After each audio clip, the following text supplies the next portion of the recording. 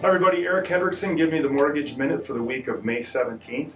Last week was a really interesting week on a lot of fronts. Kind of started off with an inflation report that came out, the Consumer Price Index, and it was higher than it's been in years and really was way beyond expectations. And as we've talked about, in prior mortgage minutes, the higher level of inflation, and that puts a lot of upward pressure on interest rates. So that big CPI number was not a friend of mortgage rates. We saw a kind of an immediate bounce right on that news. And, a lot of people had feared with the stimulus checks and the accommodative Federal Reserve that, inflation potentially could be an issue. The Federal Reserve was saying, well, long term it shouldn't be, just with the reopening is kind of a short-term phenomena. But, as these pressures build, people are getting more and more concerned that inflation is going to be a longer-term issue.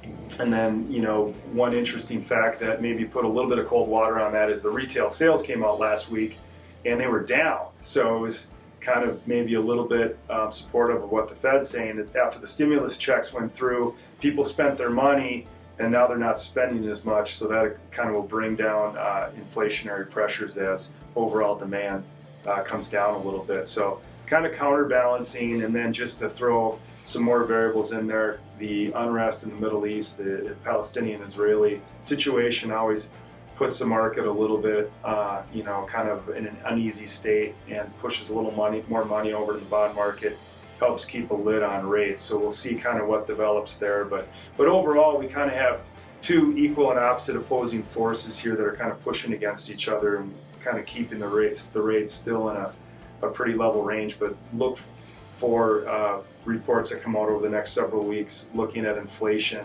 If the cost of products are still going up, inevitably you're going to see mortgage rates go up. So I think that we're in kind of an uneasy truce right now, and it's a good time if you haven't refi to get that done.